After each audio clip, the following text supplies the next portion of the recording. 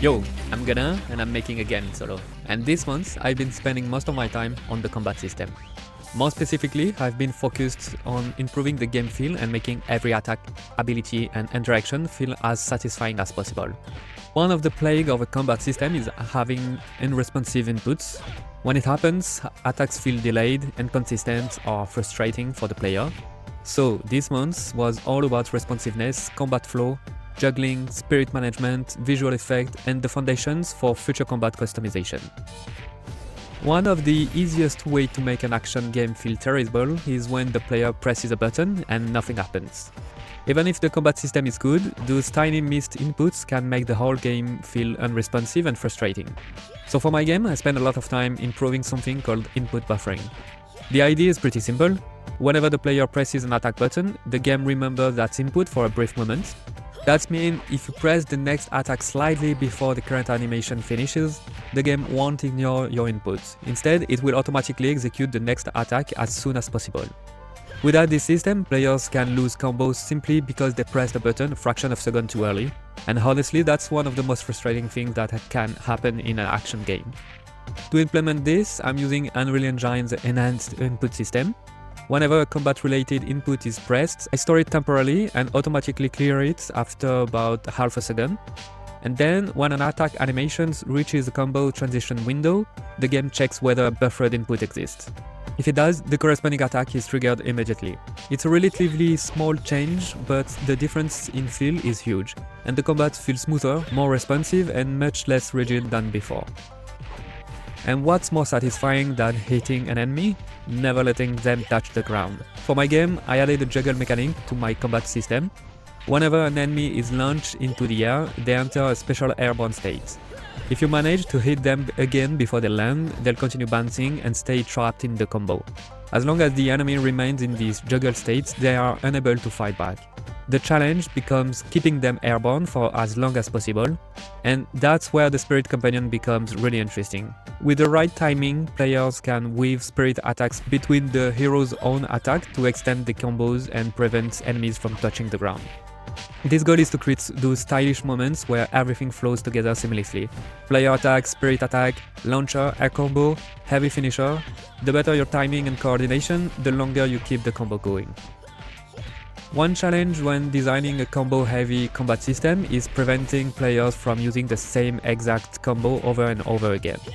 If launching enemies into the air is always easy, players quickly discover the strongest combo and spam it for the entire game. So I added a mechanic called Poise Break. Every enemy has a break meter above their head. As long as the meter is full, launching them into the air is difficult. But once their pause is broken, many attacks gain new properties and suddenly becomes launchers.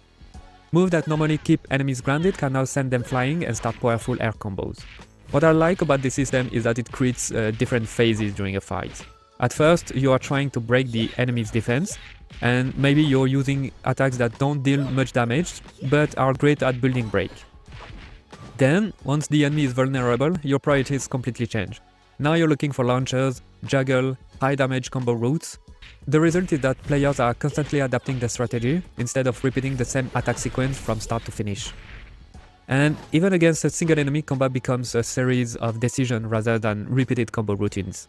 One thing I wanted from the combo system was a sense of progression within each fight. I didn't want every attack to be equally effective all the time. Instead, I want players to create opportunities and to capitalize on them. That's where the break and juggle system become important. When an enemy is actively fighting back, player often needs to rely on quicker and safer attacks to build pressure. But once they are successfully broken the enemy's defense and launch them into the air, a new opportunity opens up. The enemy is vulnerable and they are no longer able to retaliate. And that creates a perfect moment to unleash slower, more powerful attacks. What I like about this approach is that combat naturally shifts between different phases. First, you're looking for an opening, and then you are trying to maintain the control. And finally, you are cashing in on that advantage with your highest damage attacks. It creates a rhythm where different moves shine at different moments, instead of every attack competing for the same role. At the heart of SILKROAD Project combat system is the relationships between the hero and the spirit. My goal isn't to create companions that fight automatically. I want players to actively coordinate with their spirit.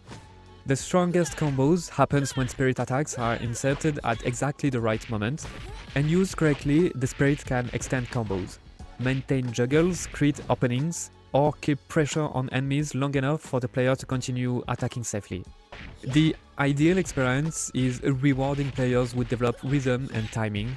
I want combat to feel like controlling two fighters working together in coordination. The better your timing, the stronger your offensive options become. That's the core philosophy behind the entire combat system.